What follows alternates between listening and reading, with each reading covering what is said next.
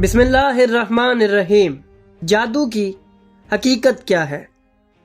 کیا ایک جادوگر کسی انسان کو جانور میں تبدیل کر سکتا ہے؟ آخر دنیا کا سب سے بڑا جادو کیا ہے؟ امام جعفر صادق علیہ السلام نے جادوگروں کے متعلق کیا ارشاد فرمایا؟ تو ناظرین، اگر آپ انہی سب سوالوں کے جواب جاننا چاہتے ہیں تو جڑے رہیے ہمارے ساتھ اس ویڈیو میں۔ ناظرین، اہل بیت علیہ السلام نے اس کائنات کے کئی راز انسانوں کے سامنے ظاہر کیے جنہیں ان کے علاوہ کوئی اور بیان نہیں کر سکتا تھا۔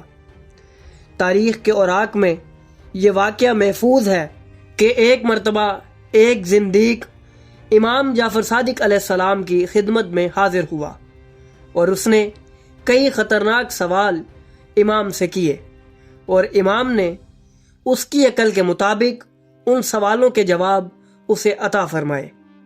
ناظرین، وہ تمام سوال ایسے ہیں جنہیں پڑھ کر آج کا انسان بھی دنگ رہ جاتا ہے، جن میں فلسفہ، سائنس، علم نجوم اور دیگر علوم شامل تھے۔ یہ مکالمہ کئی سیرت کی کتابوں میں موجود ہے جو کہ کافی طویل حیثیت کا حامل ہے۔ اس زندیق کے ایک سوال پر ہم اپنے چینل پر پہلے بھی ویڈیو اپلوڈ کر چکے ہیں، جس میں اس نے امام سے ستاروں کی حقیقت اور ان کی نحوست کے متعلق سوال کیا۔ ناظرین، آج کی اس ویڈیو میں ہم اسی مکالمے کا ایک ٹکڑا آپ کی خدمت میں پیش کریں گے۔ اس زندیق نے امام جعفر صادق علیہ السلام سے پوچھا کہ مجھے بتائیں کہ جادو کی حقیقت کیا ہے؟ آخر اس دنیا پر جادو کس طرح سے آیا؟ امام جعفر صادق علیہ السلام نے فرمایا، جان لو کہ جادو مختلف اسباب سے پیدا ہوتا ہے اور یہ علم بھی علم طب کی مانند ہے۔ جس طرح حکیموں نے ہر مرض کی دوا بنائی ہے، اسی طرح جادوگر بھی مختلف ہیلے بہانے سے اپنے افعال سر انجام دیتے ہیں۔ جان لو کہ ہر صحت کے لیے ایک آفت ہے اور ہر عافیت کے لیے ایک مصیبت ہے اور ہر مقصد کے لیے ایک ہوشیاری ہے۔ بلا شبہ جادو ایک قسم کی شعبدہ بازی ہے اور دور اندیشی جو کہ تجربہ کاری سے حاصل ہوتی ہے، اور یہ آنکھوں کا دھوکہ ہے جسے جادوگر شیاطین کے وسیلے سے حاصل کرتے ہیں۔ ناظرین، اس مقام پر زندیق نے امام جعفر صادق علیہ السلام سے سوال کیا کہ مجھے بتائیں کہ آخر شیاطین کو یہ علم کہاں سے حاصل ہوا؟ تو امام نے اس کے جواب میں فرمایا، جہاں سے حکیموں نے علم طب کو حاصل کیا، جن میں سے بعض چیزیں تجربے کی بنیاد پر ہیں اور بعض چیزیں علاج ہیں۔ زندیق نے امام سے سوال کیا کہ دو فرشتے جنہیں ہاروت اور ماروت کہا جاتا ہے، آپ ان کے بارے میں کیا جانتے ہیں؟ لوگ کہتے ہیں کہ وہ دونوں لوگوں کو جادو سکھایا کرتے تھے۔ امام نے فرمایا کہ وہ دونوں مقام ابتلاء اور آزمائش میں تھے۔ وہ دونوں ایک تسبیح پڑھتے تھے کہ آج ایک انسان فلاں کام کر لے تو ایسا ہوگا، اور فلاں طریقے سے علاج کرے تو اس کے ساتھ فلاں کام سر انجام ہوگا۔ نیز یہ بھی جادو کی قسمیں ہیں۔ زندیق نے امام جعفر صادق علیہ السلام سے سوال کیا کہ مولا، مجھے بتائیں کیا ایک جادوگر یہ قدرت رکھتا ہے کہ وہ اپنے جادو کے ذریعے انسان کو کتے یا گدھے کی صورت یا کسی اور صورت میں تبدیل کر دے؟ تو امام جعفر صادق علیہ السلام نے فرمایا کہ سن لو، وہ اس بات سے عاجز ہے اور خدا کی مخلوق کو بدلنے میں عاجز اور مجبور ہے۔ جس نے ایسی چیز کو بگاڑا جسے اللہ نے ترتیب دیا ہے، اور جس نے خدا کی بنائی ہوئی صورت کو بدلا تو وہ گویا اس کی خلقت میں شریک ہو گیا، اور اللہ ان تمام چیزوں سے بہت بلند و بالا ہے۔ اگر جادوگر ان باتوں پر قادر ہے جو اس کے بارے میں بیان کی گئی ہیں، تو آخر وہ اپنے بڑھاپے، اپنی آفتوں اور اپنے امراض کو کیوں کر دور نہیں کرتا؟ اپنے سر سے سفیدی کو ختم کیوں نہیں کرتا؟ اپنے ارد گرد کے ماحول سے غربت اور فقر کو کیوں دور نہیں کرتا؟ جان لو کہ بلا شبہ سب سے بڑا جادو چغل خوری ہے۔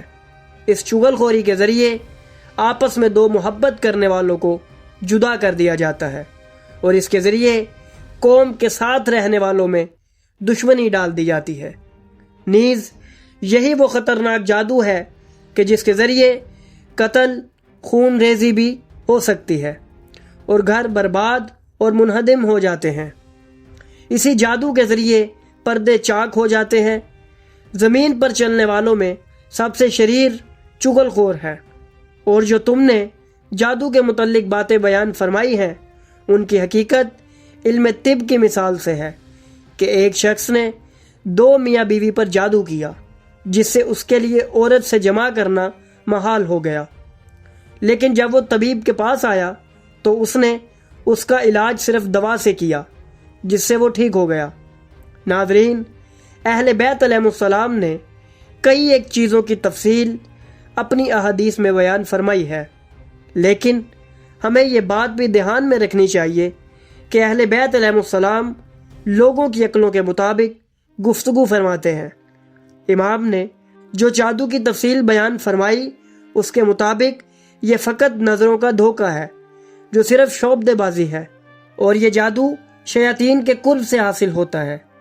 نیز اگر انسان اپنے آپ کو پاک رکھے، خدا پر توکل رکھے اور ذکر خدا میں مشغول رہے تو اسے کسی بھی قسم کی آفت، پریشانی، نقصان نہیں پہنچا سکتی۔ ناظرین، یہ تمام چیزیں علم ہے، اور علم صحیح یا غلط نہیں ہوتا، اس کا استعمال اسے حلال یا حرام بناتا ہے۔ یہ تمام علوم کتابوں میں موجود ہیں جس کے ذریعے کسی چیز کی حیت کو تبدیل کیا جا سکتا ہے، لیکن جادوگر اس لیے ملعون ہے کیونکہ وہ کسی بھی کام کو انجام دے کر یہ کہتا ہے کہ اسے میں نے انجام دیا۔ دنیا کی تمام مذہبی کتابوں میں جادو کرنے والے پر سخت وعید آئی ہے، حتیٰ کہ تورات کے اندر واضح طور پر کہا گیا ہے کہ جادوگروں کو قتل کر دینا چاہیے کیونکہ یہ معاشرے میں فساد اور بگاڑ کا سبب ہے۔ اس کی بڑی وجہ یہی ہے کہ جادوگر ایک ایسا کام سر انجام دیتا ہے جو فطرت کے خلاف ہوتا ہے، اور اس کا مقصد صرف لوگوں میں فساد اور جھگڑا کروانا ہوتا ہے۔ لیکن ناظرین، ایسے علوم بھی دنیا میں موجود ہیں جو اسی قسم سے تعلق رکھتے ہیں، لیکن وہ قطعی طور پر جائز اور حلال ہیں کیونکہ وہ لوگوں کو بھلائی اور ان کی آسانی کے لیے استعمال ہوتے ہیں، جن کے اندر علم کیمیا، علم ریمیا اور علم سیمیا ہے۔ یہ تمام علوم سائنس کے علوم ہیں جنہیں اگر لوگوں کی بہتری کے لیے استعمال کیا جائے تو یہ حلال اور جائز ہیں، لیکن اگر انہی کو لوگوں کو دھوکہ دینے اور انہیں بے وقوف بنانے کے لیے استعمال کیا جائے تو یہی استعمال وبال جان بن جاتا ہے۔ ناظرین، ہم اہل بیت علیہ السلام کے بیان کیے گئے علم کے خزانے کو آپ سب کے سامنے بیان کرتے رہیں گے۔ تو ناظرین، اگر آپ کو ہماری یہ کاوش پسند آئی تو ہماری ویڈیو کو لائک کریں، ہمارے چینل کو سبسکرائب کریں اور بیل آئیکن کو بھی دبا دیں تاکہ آپ کو ہماری آنے والی مزید ویڈیوز ملتی رہیں اور آپ علم سے مستفید ہوتے رہیں۔